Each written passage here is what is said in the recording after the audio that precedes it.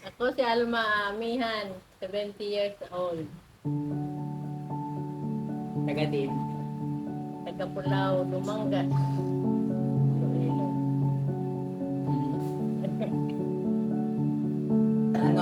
Ano nga mga pagbago nga nakita mo sa kalibutan alin sang bata ka pa?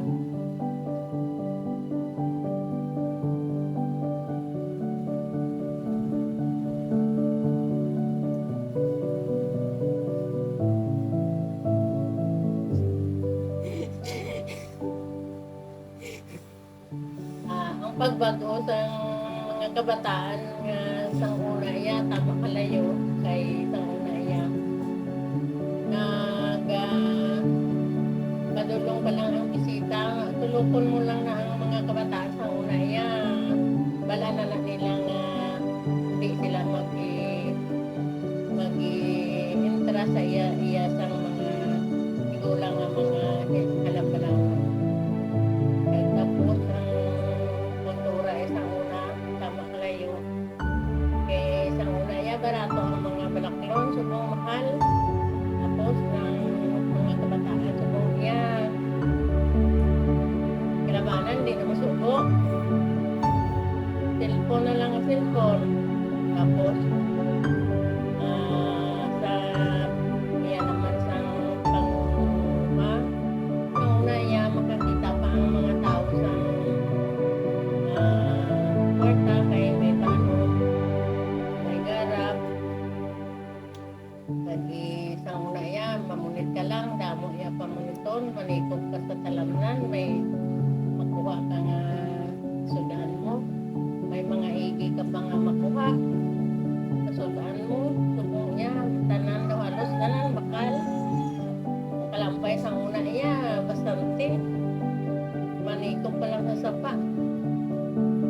Subong, tanan bakal. Tanan nga pala ko subong, tamak layo sa una.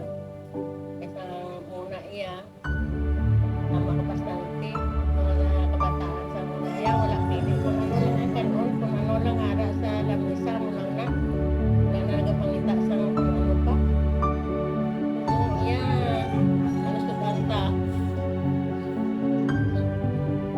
Amo na ang pinakalayo nga mga banhang kung mga kultura sa una.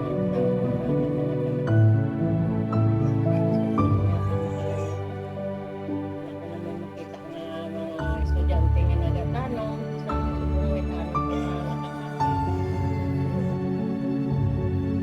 kaysa subong niya bagay wala na sa garap, harvester na, hindi na ka-income ang mga kabataan, mga tao.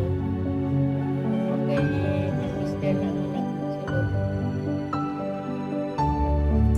Ang pagdisiplina pala sa una nagsubok may pagbago. Ang pagdisiplina sa una sa kabataan niya, di mabugday. Kaya nga, may kahadlok sila iya sa ginikanan, subong ang kabataan, kalabanan, bata pa, naga-bisyo na, naga-sigarilyo, naga-inom, nagalakwatsa, hindi na masaligan sa mga ginikanan. Sa una iya, makabulig pa sa sulod sang balay. May timbang ka sa sulod balay. May timbang sa talamnan, ang may mga kabataan makatimbang sa talamnan, subong wala na. Para na sa gadget. Gadget na lang ang ginatupag. Ang pag-eskwela niyo sa una madali lang o mabudlay.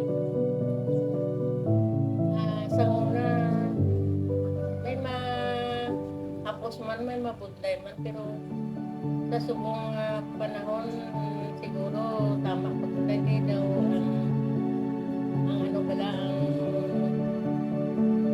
techniques ko sa mga kwan, ang mga pag binago na subong ang kapagaran sa pagkukuhan sa kasabihan. Mga machine pala, mga pag-apply sa mga trabaho, mga timing na, apply. Sino ang maestra o kung maestro ang hindi malipad ng pagpatakit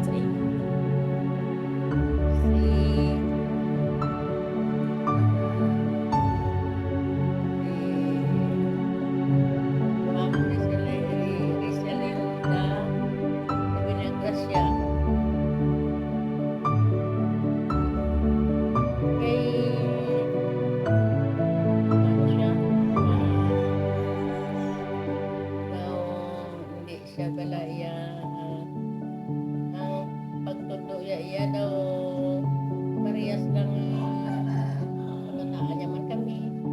Daw mga basta daw hindi siya iyang dalimaki. Daw may pasensya din siya. Paano nyo ginalibang ang kagalingan nyo sa una kay wala pa cellphone na himo? Ang una iya, una anay ang obra sa sudod balay. Antes ka hampang-hampang na sa una iya si ang mga hampang na sa kabataan niya si. Una mga may balay-balay pag sa una, may iko, may Chinese garden. Nauna nga sa una, kunya wala na gina. Nangatagan ka sa kahigayonan, ano ang luyag mo na ibalik sa inyong mga panahon sa una? Makatapos sa pag-eskwela nga maka ginawa man ang pagpangabuhi nga matawhay man sa pagpangabuhi. Ano ang mundo nga gusto mo himuon ng bata? Mura mura nga makabulig man sa ginikanan. Hindi lang eskwela ay bigat. Ano ang desisyon nga ginhimo mo nga may pulos gid?